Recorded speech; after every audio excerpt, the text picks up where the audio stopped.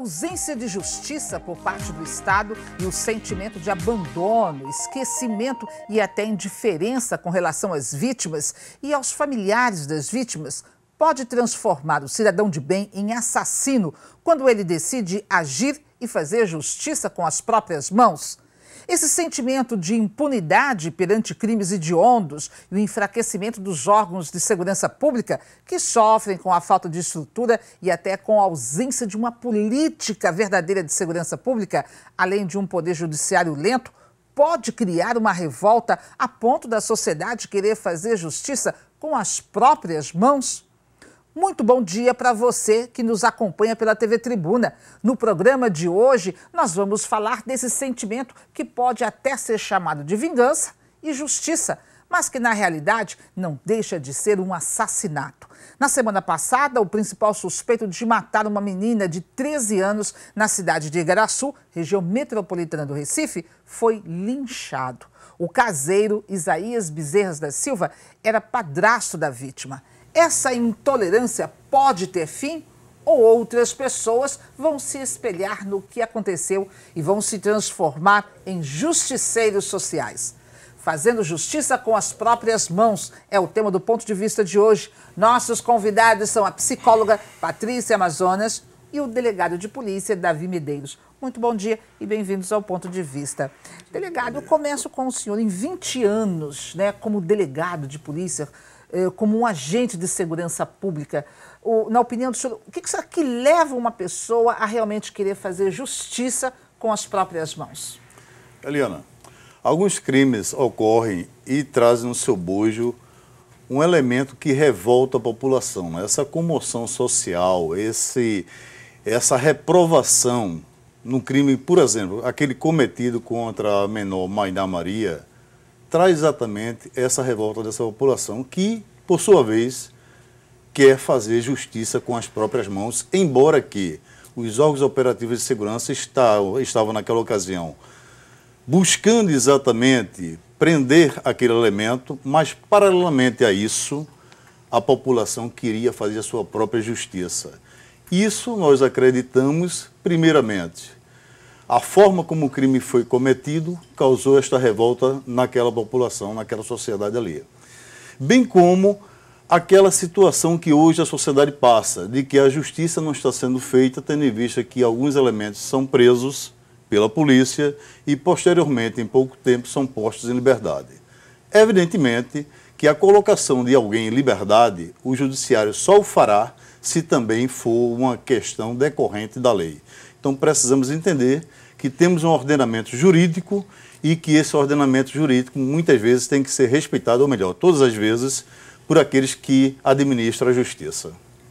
Patrícia, o que passa pela cabeça? Só que assim, não é o seu parente, mas é do vizinho, é alguém da comunidade. O que leva? Será que a gente tem como ter essa noção de saber o que passa pela cabeça de uma pessoa? É só essa revolta por falta de impunidade, ou porque a justiça é lenta, ou porque a polícia prende, dias depois, o criminoso acaba solto? Eliana, eu acho que é um conjunto, né? Tudo isso aí justificaria. Na verdade, o sujeito dessa contemporaneidade, ele vive vivendo com uma série de insatisfações, né? E aí você falou um dado que é interessante, que é a proximidade. Muitas vezes, algo quando está distante de mim, parece que é um fenômeno que não me pertence. Quando é algo mais próximo e pertencente à própria família, à própria comunidade, o sentimento, né, e a revolta termina sendo maior, leva o sujeito a cometer isso. Muitas vezes a descrença, né, os critérios de subjetividade são enormes. Mas, normalmente, é a descrença, a revolta, né? E aí leva você, né, muitas vezes, até a esquecer, né, de que quando você comete um ato como esse, você se torna igual ao agressor e você deixa de ser uma vítima. Quer dizer, no momento em que a gente vive da sociedade, se estivermos na rua, como já aconteceu no centro do Recife, nas ruas do comércio, pega ladrão, roubou a bolsa, fez isso. Aí, assim, você já tem 3, 4 pessoas que saem correndo atrás de uma pessoa e se conseguir pegar aquele ladrão, ele é espancado, ele é agredido. A pessoa não tem chance de defesa, né? Na verdade, isso é um fato muito perigoso, essa questão de querer fazer justiça com as próprias mãos, né? Aquela lei de Italião, não é? Muitas vezes a pessoa que se persegue não é exatamente o alvo que a justiça busca. E aí pode ocorrer a situação de injustiça, ou seja, a pessoa sofreu um lixamento que não precisa muito tempo para que sofra ferimentos consideráveis que possa até levar ao óbito, né? E esta pessoa não tem nem sequer a condição, nem o tempo de se defender para dizer que não é a pessoa que está sendo procurada, a pessoa alvo, né? Ocorreu em Igaraçu, inclusive, momentos que nos leva a crer de que um determinado cidadão que estava no cemitério não seria exatamente o Isaías Bezerra. Porque no curso das investigações, verificamos que Isaías Bezerra, naquele dia e hora, estava num local diverso, chamado Porto dos Marcos. Não é? De forma que, numa situação como essa, quando alguém alardeia de que ali está o tarado, mesmo que aquela pessoa não seja a pessoa procurada, a pessoa alvo, ela tem, evidentemente, até pelo temor que causa, de fugir. E terá sorte se fugir e não for alcançada, porque aí poderá estar se materializando uma grande injustiça. Injustiça. Isso significa que a sociedade, as pessoas estão a ser em intolerância zero para a questão da violência, e se você puder realmente fazer justiças com as próprias mãos, você vai fazer, a pessoa vai fazer? Eu acho que, além de ter uma crise que pode ser objetiva, eu acho que a gente vive uma crise da lei muito subjetiva, né, que leva o sujeito, muitas vezes, a se comportar desafiando, né, a própria agressão, né, de si mesmo, desconhecendo até os monstros que tem em si. Né? E aí, quando ele se depara com uma situação, né, que ele precisa se sentir contemplado, né, porque ele acha que, né, aquele sujeito vai sair impune, que nada vai acontecer, e aí ele se empodera se ele estiver em coletivo, que é o caso do linchamento, porque às vezes no tete-a-tete ele pode não ter coragem de enfrentar. Mas quando você está com 3, 4, aí a força é muito maior. Então ele se empodera e desafia essa lei. Né? E aí fica muitas vezes difícil até de identificar quem é. Mas a crise da lei é muito complicada, né? A doutora está colocando uma coisa que é muito importante, porque muitos dos que participam de um linchamento, eles vão tendo em vista alguém que provocou toda aquela situação, né? Muitas vezes sem pensar na consequência grave do seu ato. Mesmo porque o próprio linchamento não deixa de ser um homicídio e um homicídio qualificado, onde as pessoas terão que responder depois por esse crime. Né? Essa é uma questão que a gente ia colocar. Por exemplo, a pessoa foi linchada. Quem participou deste ato, se for identificado, vai responder por um crime de homicídio e homicídio culposo, doloso. Não, no caso doloso, né? Doloso. Porque, na verdade, o que acontece é o seguinte: a autoridade policial, ao tomar conhecimento de qualquer fato que constitua crime, a exemplo de um linchamento, que é um homicídio qualificado, isso segundo o parágrafo 2º da própria lei, do artigo 121 do Código Penal, e o inciso 3 e 4, onde ele estaria totalmente tipificado. Né? Deverá abrir inquérito imediatamente e os outros trâmites, que seria exatamente exame cadavérico da vítima, para mostrar a materialidade do delito, e proceder às investigações de praxe para identificar a autoria delitiva. Mas é muito difícil num processo quando ocorre assim, um linchamento, onde as pessoas, ou na raiva, ou no ódio, você pode estar até assim, colocando ali para fora toda uma raiva que talvez não tenha nem a ver com aquele caso, exatamente, né? Mas você extravasa. É difícil da polícia conseguir chegar a essas pessoas.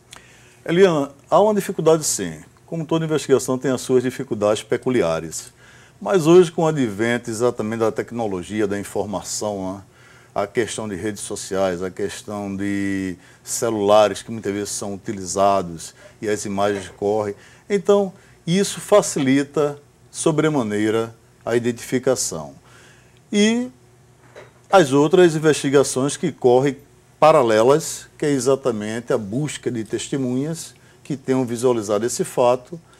Normalmente a polícia chega aos autores. Isso seria mais um novelo de linha, né? Aquela coisa que você puxa a primeira linha e vem todo o novelo. Não é? Você identificou um dos autores, você consegue identificar os demais. Eu não diria talvez na sua totalidade, porque em um linchamento é um número considerável de pessoas que atuam dessa forma para atingir tão somente uma pessoa. Não estamos aqui para analisar se ele merecia ou deixava de merecer, porque como autoridade policial não posso nem sequer tecer comentários acerca disso, de uma questão subjetiva, mas sim de que devo defender a questão da legalidade do direito positivo. E com relação ao direito positivo, nós temos sempre que respeitar as leis penais, ou qualquer que seja. Até para não cometer injustiças, positivo. Né? Isso seria a garantia do cidadão contra até mesmo a questão da injustiça, né? Temos exemplo, acredito eu, até que em Pernambuco já tivemos, São Paulo, etc., divulgados pela mídia, de pessoas que não tinham nada a ver com o crime cometido, mas numa colocação de alguém, de que ali estava o culpado, terminou por ser linchado e muitas vezes isso o levou à morte. Né? E essa crise da lei que eu vinha falando, a sensação que a gente tem é que é como se as pessoas quisessem eliminar aquilo que ameaça. Né? E aí às vezes acha que a morte, né, é a solução. Né? E aí é onde vem muitas vezes a perda da crença de que a polícia, enfim, a justiça vai e pode ser feita, né? Mas não é ameaçando, senão a gente volta a uma barbárie. Se todo mundo resolver, né, quando se sentir lesado, partir para uma agressão que prejudique ou que venha até levar o outro a óbito, para onde é que a gente vai? É olho por olho, dente por dente? Né? Então a gente precisa entender, e que isso muitas vezes é complicado para as pessoas, que mesmo que ele tenha cometido, que ele seja, né, um assassino, que ele seja um agressor, ele é um cidadão e, como tal, ele está regido pelos mesmos direitos que qualquer outro cidadão. Aí as pessoas poderiam colocar assim, mas é porque não foi um parente seu, não foi uma filha sua, a gente ouve demais isso. Não foi alguém próximo a você que foi assassinado ou que assassinada que passou por foi abusado, seja lá o crime que tenha cometido, para poder chegar, uma coisa muito séria, para poder chegar a esse ponto de fazer a justiça com as mãos, com as próprias mãos. Mas, de qualquer forma, não é assim, porque se chegarmos a esse ponto, a gente regride. Claro. Sim, não foi minha filha, mas se foi a sua, mas são filhas, são pessoas, né, são cidadãos. Né? É claro que eu escutei muitas vezes as pessoas dizerem isso. Se fosse uma filha sua bem feita, ele merecia. Mas não é assim que se resolve as coisas. Né? A gente passou quanto tempo para construir leis que precisam ser respeitadas? Se a gente volta, né, a gente volta para uma barbárie. E sem contar o seguinte, como é que fica a cabeça dessa pessoa que participou, que decidiu ali no coletivo agredir, fazer justiça? Não só desse caso, mas tantos outros casos, né? Em 75, foi lançado um livro no país chamado assim, Linchamento, e que dizia a quantidade que chegava assim, a 3 a 5 linchamentos e tentativas, né, por dia no país. Quer dizer, é um número muito alto. Isso em 1975, quer dizer, em 85, desculpa. Aí até hoje, isso não aumentou? Né? De uma violência que a gente sempre ouve falar assim, ó, o cara não vai preso, matou, já está solto, né? Cometeu qualquer outro tipo de crime, mas a justiça acaba sempre soltando. E o que é interessante, você falou, como se sente uma pessoa assim? Né? A gente leva uma reflexão de uma inversão de valores. Porque, como eu falei, o sujeito que comete um ato desse, ele termina também se tornando um criminoso. Mas, às vezes, ele se sente um herói. E as pessoas, às vezes, olham para ele como herói. Você fez bem, às vezes fica exaltado. E não é assim que funciona. Porque isso leva, né, que eu estava conversando com o doutor Davi sobre isso, muitas vezes a outras pessoas se sentirem no direito de fazer isso. Né? E o ser humano tem muito de repetir comportamentos. Né? A gente, quando vê determinados fenômenos humanos, suicídio, aí vem vários, né? Aí vem lixamento, aí começam as pessoas a fazerem, porque é como se aqueles que fizeram essa justiça com as próprias mãos passassem a ser considerados como heróis. Principalmente se isso ficar impune, né? Impunidade disso também... Aí é que vai comprovar que vale a pena. Produz novos linchamentos. Olha só, e você que está em casa nos assistindo, faria justiça com as próprias mãos? Essa foi a pergunta que fizemos nas redes sociais. E as respostas surpreenderam. Os internautas responderam assim: faria com certeza. Lógico que sim. Se fosse com minha família, sim. Se fosse com os meus filhos, sim. Já fiz. Depende e nunca. É hora dos nossos governantes pensarem qual o rumo que a sociedade está tomando. O ponto de vista volta no próximo bloco.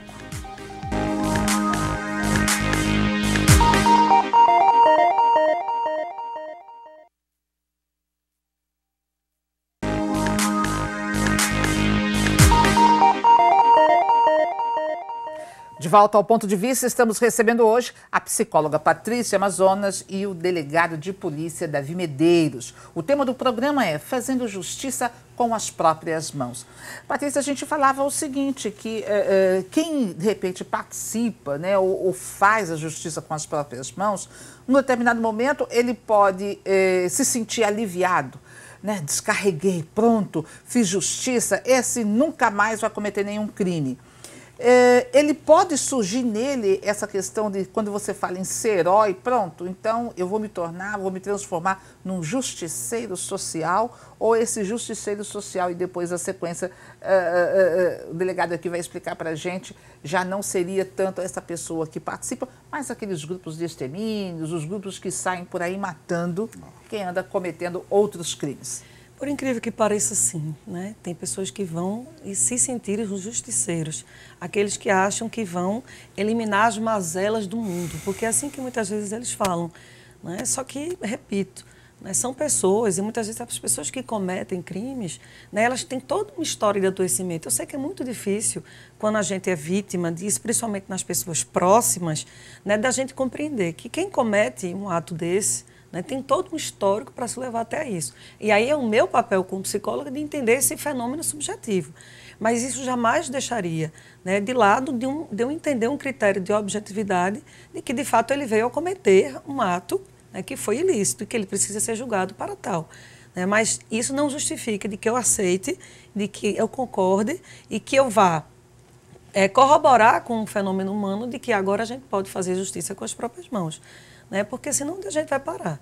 Né? E essa pessoa, ela poderá ter problemas psicológicos mesmo, porque você participar, você é aquele cidadão de bem, né? Que paga seus impostos, que tem sua família, que luta, que trabalha, etc. e tal, que não rouba nenhum lápis, nenhuma borracha de alguém do lado. E, de repente, você se viu num momento assim de angústia, de raiva, com tanta coisa dando errada, de você ter participado, ter também ajudado a fazer justiça com as próprias mãos. Pode gerar, sim, de diversas ordens. Aí vai depender muito de como é cada sujeito, sua condição egóica, suas questões subjetivas. Ele pode passar a se sentir, né, um herói, como a gente estava falando, né, e achar que o que ele fez está super certo, né, no seu critério de moralidade, né, ou ele pode, na sua consciência, entender que o que ele fez foi errado. Mas como as pessoas estão delegando a ele agora um lugar, né, de que ele salvou, né, ou que ele fez valer, né, uma vingança, como a gente estava falando, aí pode ser que ele se empodere disso. E isso é muito perigoso, né? Porque o empoderamento, ou seja, quando você delega ao outro, porque às vezes eu não tenho coragem de fazer, mas eu percebo que você faz, eu digo, vai, faz isso, faz isso. E muitas vezes o sujeito movido, motivado, isso pode ter consequências sérias. Exato. Obrigado. Bom, veja bem, especificamente com relação ao crime que ocorreu lá, foi de uma barbárie total, né? O elemento simplesmente ele fazia às vezes do pai, porque era o padrasto já há algum tempo. Essa vítima tinha confiança por demais nele, não é? Nunca houve nenhum problema que pudesse também trazer qualquer sombra de dúvida de que o relacionamento pudesse desencadear do jeito que desencadeou, não é? Num crime bárbaro como esse. Correto. Ela simplesmente foi arrastada, não é? Para uma propriedade próxima, entendeu? Ela foi estuprada, tudo leva a entender, não foi tão somente um homicídio, mas foi estuprada, foi asfixiada, não é? E, posteriormente a tudo isso, ele ainda tentou cavar uma cova rasa para esconder o cadáver, já seria outro crime de ocultação de cadáver, não é? Aliado à questão do estupro de vulnerável, que apenas já é de 12 a 30 anos. E o homicídio. Bem como se fosse tão somente, porque nesse caso, se for caracterizado pelo exame do ML que está sendo procedido, a questão do estupro seria de vulnerável, porque ela tem menos de 14 anos e a pena é de 12 a 30. Se fosse tão somente a questão do homicídio por asfixia, que também é um homicídio qualificado, a pena também seria de 12 a 30 anos.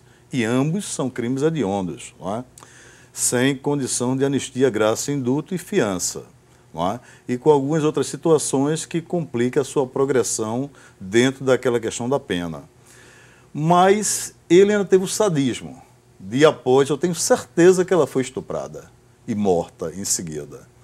Ele ainda tirou fotos com um celular à noite. Não é?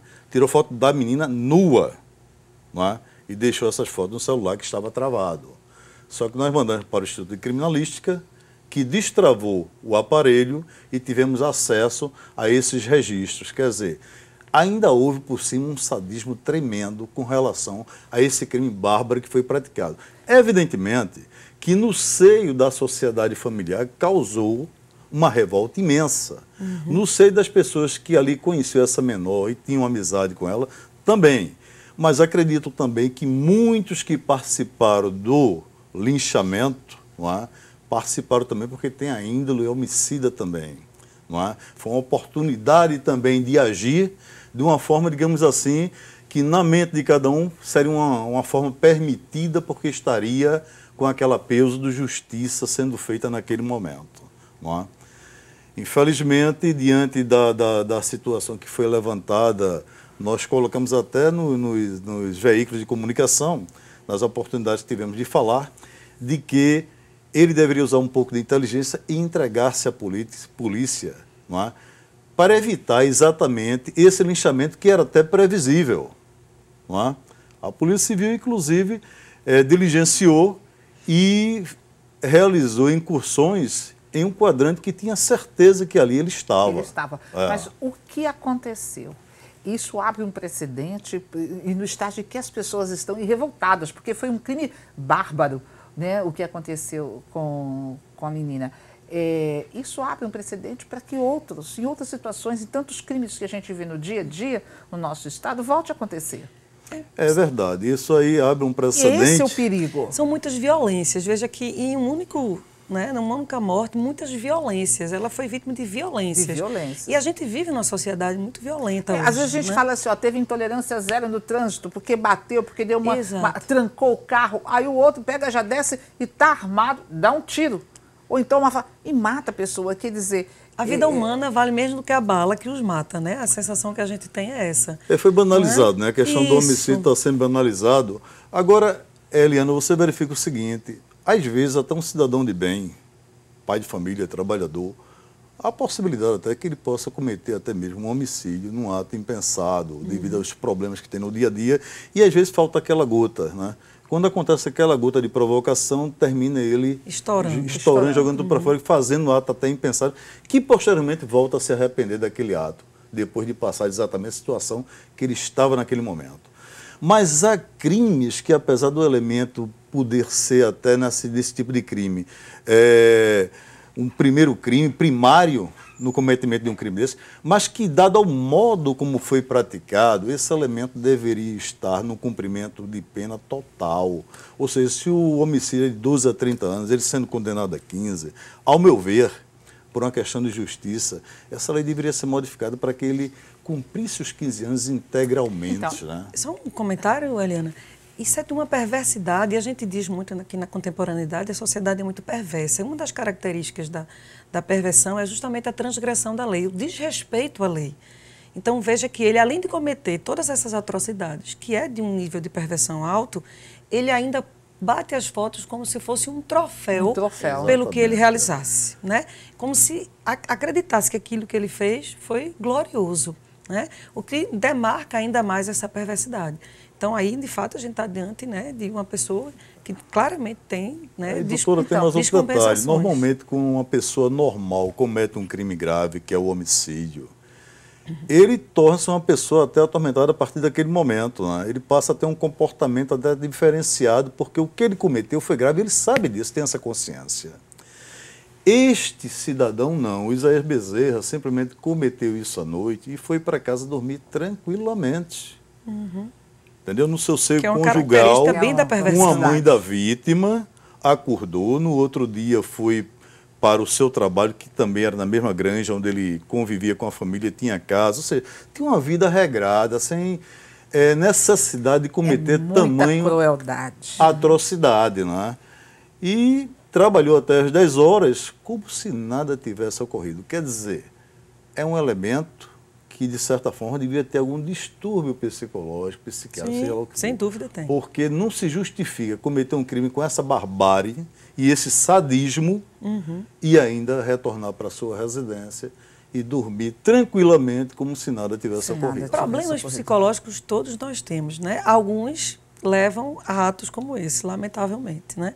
Mas a gente precisa continuar se debruçando sobre estudos para compreender personalidades dessa ordem. Porque com a sociedade violenta, o ser humano está cada vez mais acuado, a gente está cada vez se cercando mais na tentativa de se proteger. Mas qualquer animal, né, e o humano não é diferente disso, acuado, uma hora ele ataca. Ele ataca, solta as garras. Davi, tu colocaste bem uma coisa ainda há pouco, que, por exemplo, assim, a pessoa que comete determinados crimes deveria receber pena máxima num crime como este, por exemplo. Sim. Né? Mas e tantos outros que a gente tem relatos que já foram divulgados por todo o país.